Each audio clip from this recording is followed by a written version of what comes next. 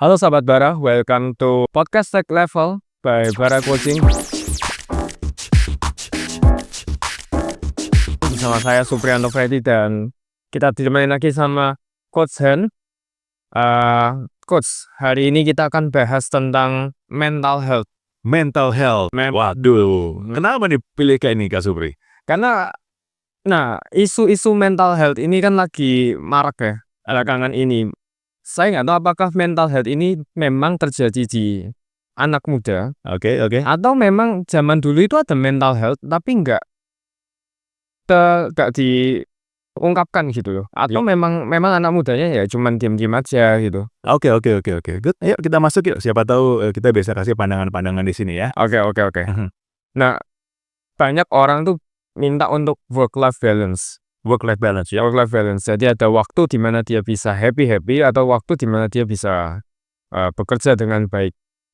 Nah, bahkan ada perusahaan yang menetapkan untuk bisa work from anywhere gitu loh. Bisa bekerja dari mana aja. Nah, menurut Coach Han, apakah tren work-life balance ini bisa meningkatkan produktivitas kerja nggak bagi karyawan? Sure. Atau justru ini buat standar kerja makin menurun? Nah, jadi work-life balance ini bagus apa enggak gitu ya. Work-life balance ya wajib.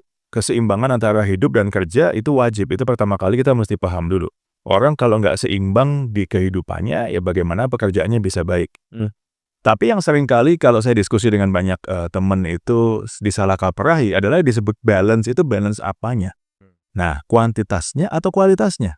Karena banyak orang fokusnya kepada kuantitas. Katakanlah gini, kalau kerja 8 jam, istirahat 8 jam dong, balance kan? Kalau kerjanya cuma 2 jam, istirahatnya 2 jam, balance kan? Kan nggak kayak gitu juga. Gitu loh. Nah, jadi yang disebut sebagai work-life balance itu adalah kualitasnya balance. Mungkin kita kerjanya lebih panjang, katakanlah dalam satu hari itu kerjanya 8 jam, istirahatnya cuma 1 jam. Tapi istirahat 1 jam itu sangat berkualitas, sehingga membalance, menyeimbangkan kecapean, kelelahan, keletihan kita yang 8 jam itu hilang. Yang penting kan kualitasnya. Dan di saat perlu, misalnya kita lagi sakit nih, lagi mungkin kurang sehat, mungkin kerja hanya 2 jam. Tapi istirahatnya bisa 8-10 jam karena recovery. Ini balance, kerjanya mesti balance. Bagaimana kita kehilangan jam kerja yang banyak, dengan tempo 2 jam bisa selesaikan yang lebih optimal. Nah, ketika fokusnya adalah balance dari segi kuantitas saja, ini bikin jadi masalah, performance kerja jadi turun. Karena orang jadi sibuk meributkan, aduh kalau terlalu banyak kerja jadi kayak kurang pas begitu ya, maunya istirahat. Yang di balance itu kualitasnya. Sama, kita agak jauh sedikit ya. Hubungan kita dengan keluarga, dengan katakanlah kalau sahabat Bara sudah menikah, punya anak, dan Anda bekerja keras. Mungkin Anda bekerja keras 40-50 jam seminggu. Cuman sempat ketemu anak 3 jam di akhir pekan, itu pun kalau nggak kecapean. Bisa nggak Anda punya hubungan ayah anak atau ibu anak yang baik? Ya, nggak bisa. Nggak bisa kalau fokusnya hanya kuantitas. Karena kuantitas 3 jam itu dibandingkan dengan 40 jam yang you lost, itu jauh banget. Tapi kalau you can make those 3 hours counts, yang membuat memori anak Anda kepada ayahnya itu atau kepada ibunya itu selama 3 jam itu benar-benar tertanam, oh my dad loves me, oh my mom loves me, meskipun hanya 3 jam, it covers up 20, 30, 40 jam yang you lost. Nah, balance pada akhirnya adalah pada kenyataannya adalah bagaimana kita punya pikiran itu siap untuk maju lebih lanjut lagi. Kalau dari sisi perusahaan nih, gimana caranya membuktikan bahwa orang ini butuh work-life balance atau waktu kuantitas yang lebih banyak, quality time yang lebih banyak, atau memang hanya cari-cari alasan aja nih karyawannya? Pertanyaannya agak susah ya. Jadi kalau dibilang batasannya di mana, kita kembali mengacu kepada aturan perusahaan lah sebetulnya ya. Aturan perusahaan seperti apa? Apakah mensyaratkan jam kerja? Apakah mensyaratkan sekian jam di rumah, sekian jam di kantor, dan seterusnya? Itu dihormati sama-sama aja, gitu kan? Itu kan ditetapkan berdasarkan ya sudah ada hitungannya begitu. Nah, kita ikutin itu aja. Ya, yang lebih kita benahi adalah sebenarnya mentalnya.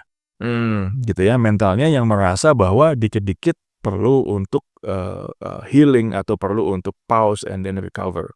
Oke? Kembali ke sini.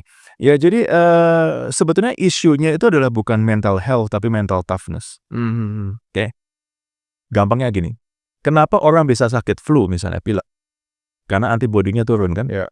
Tapi di situasi yang sama ada orang sebelahan, yang satu terinfeksi, yang satu tidak.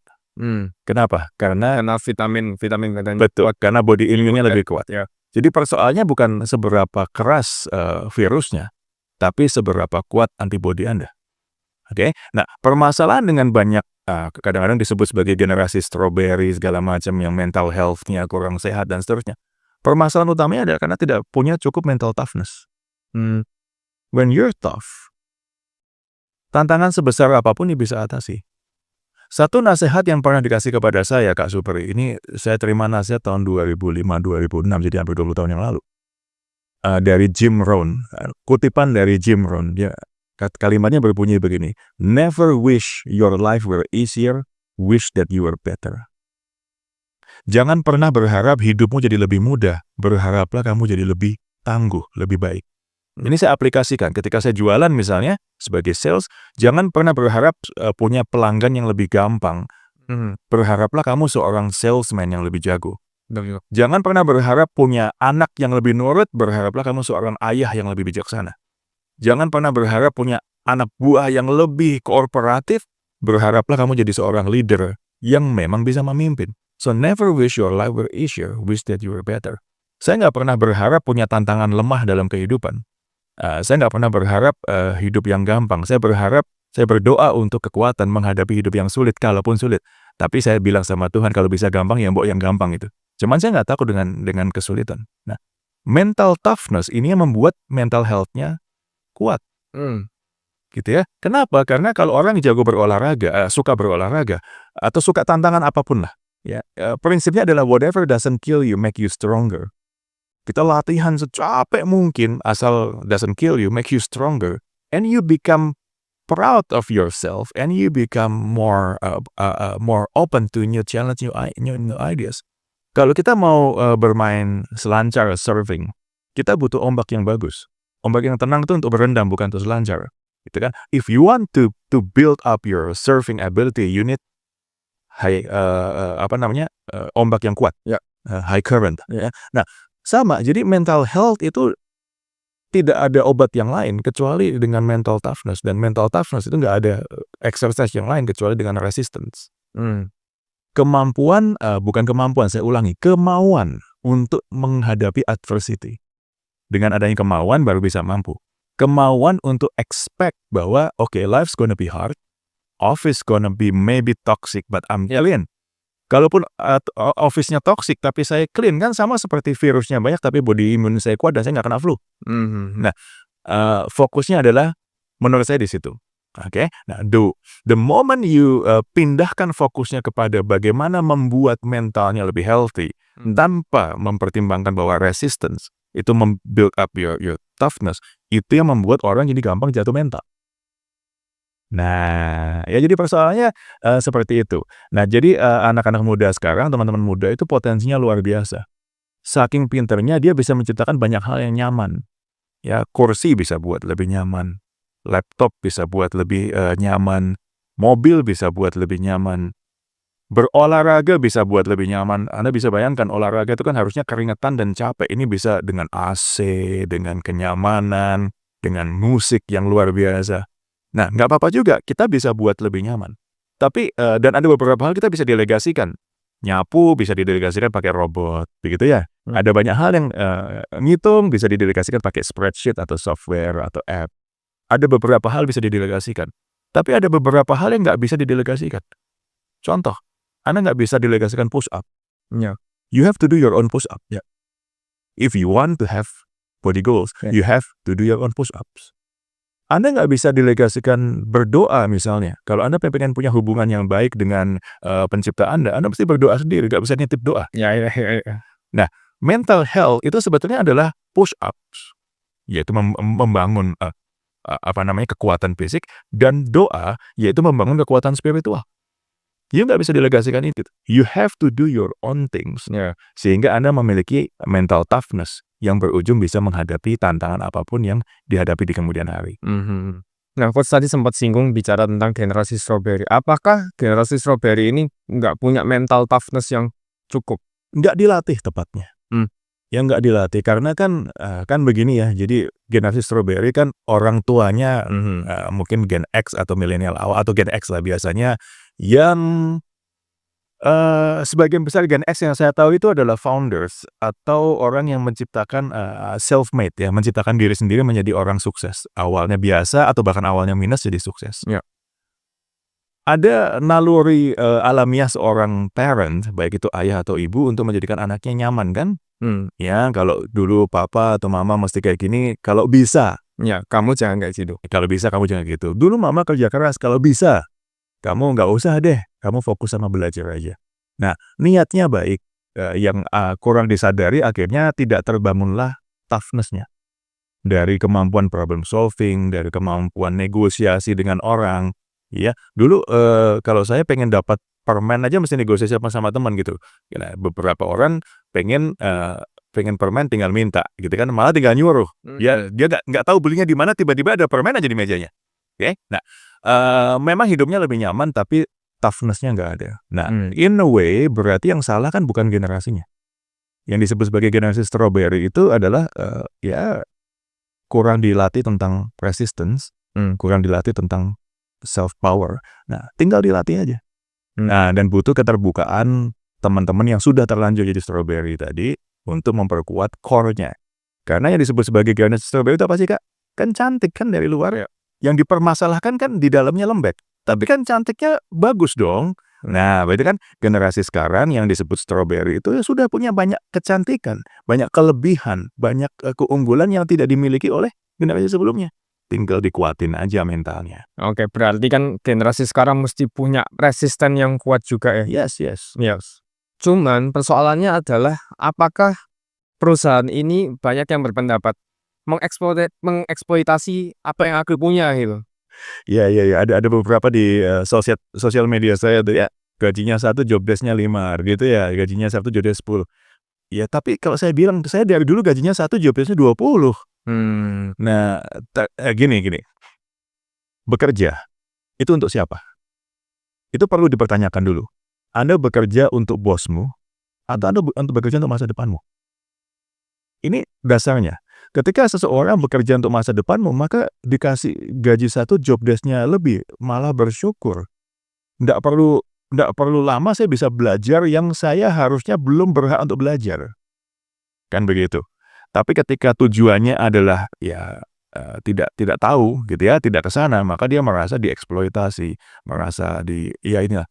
Di sisi lain saya menghimbau perusahaan juga untuk fair lah ya, artinya kalau memang memberikan tugas tambahan ya yang masuk akal, yang manusiawi, dan yang ada hubungannya dengan masa depannya dia. Gitu kan ya, itu memang ya wajib. Tapi kan kita sedang menyorotinya kan yang tentang penerimanya kan. Nah, kalau sedikit-sedikit kita merasa dieksploitasi, sedangkan pada akhirnya nilai atau value kita itu dibentuk dari seberapa luas dan seberapa dalam. Jadi kadang-kadang seberapa luas seorang generalis juga bisa sukses, atau seberapa dalam kita spesialis dalam satu titik. Your value di dunia sana, lepas dari pekerjaan sekarang, kan kita masih punya hidup di luar kan. Value kita ditentukan kepada seberapa luas dan atau seberapa dalam kemampuan kamu. Nah, bagi saya eksploitasi ini kesempatan untuk antara memperluas atau memperdalam value saya. Kalau memang betul, karena saya diajarkan oleh mama saya, jangan hitungan dengan yang lain-lain, tapi hitunglah manfaatnya bagi masa depanmu. Nah, ini nasihat ini saya teruskan kepada teman-teman muda nih ya. Ya, jangan ngitungnya sekarang. Kalau sekarang mungkin rasanya kayak dieksploitasi, mungkin. Dan mungkin memang niat perusahaan itu mengeksploitasi. Nggak penting juga kalau memang niatnya dia begitu. Yang penting kan impact-nya kepada masa depanmu apa. Bagaimana you bisa turn adversity into quality dan into opportunity for you in the future. Nah, gitu. Oke. Nah, kalau misalnya ada perusahaan yang melihat mental health ini sebagai sebuah isu, nah, sejauh mana perusahaan ini bisa memberikan fasilitas mental health tanpa merusak disiplin kerja? Coaching and counseling itu sudah cukup untuk mental health. When people are stressful, sebetulnya dia cuma perlu ngomong dan didengarkan.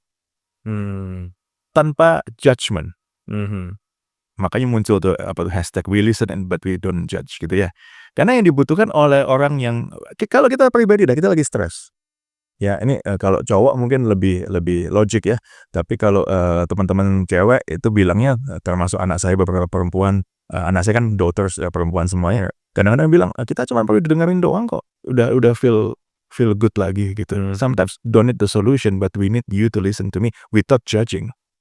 That's what my daughters told me. Okay, dan I listen to them without judging. Nah, sebenarnya untuk mental health itu yang diperlukan perusahaan ya alatnya tadi supaya kita bisa listen and we don't judge ya counseling dan coaching. Oke, gitu kan? Nah, if you have managers atau leaders yang capable untuk melakukan apakah coaching, counseling, atau lebih baik dua-duanya coaching and counseling, then I really think 70% dari mental health issue di perusahaan akan beres. Punya coach dan counselor yang punya kepedulian terhadap well-being tanpa harus kasih solusi sebetulnya. In coaching we understand bahwa sometimes clients know the answer. Yeah. Most of the time clients know the answer. All I have to do adalah mengurai pikirannya yang kusut jadi lurus dan they can decide. Nah, your team juga sebetulnya know the answer. Counselors, the best counselors tahu terapi terbaik adalah to listen to people and let them explain themselves kepada dirinya sendiri. Nah, tapi ini kan secara globalnya ya, ilmu coaching dan counselingnya tentu saja juga lebih dalam dari ini. Tapi poinnya adalah when you care about this mental health issues, saya sarankan selalu mulai dari situ. Oke. Berarti sebuah perusahaan juga harus kasih ruang buat karyawannya beristirahat, punya waktu family time juga. Yes. Tanpa harus mengeksploitasi. Kalau perusahaan itu mengeksploitasi, berarti dari sudut pandang karyawan juga harus, oke, ini untuk kebaikan pribadi. Well, yeah, you have to decide juga kalau karena gini, yang disebut sebagai eksploitasi itu kan adalah sama dengan apa yang disebut sebagai bully. Kalau saya bilang bully itu adalah sesuatu yang dilakukan berulang dengan intention untuk menjatuhkan mental Anda. Kalau cuma saya bilang, baju kamu kotor ya. Kalau memang kotor kan bukan bully. Atau kalaupun saya iseng, baju lu jelek. Iya, anggap aja. Memang meski kontennya nggak bagus sih. Tapi kan nggak perlu kita jatuh mental gara-gara itu. Kecuali kalau memang saya niatkan untuk setiap hari, kamu pakai baju apapun akan saya katain jelek, akan saya katain nggak pantas, saya sedang membuli Anda. Yes.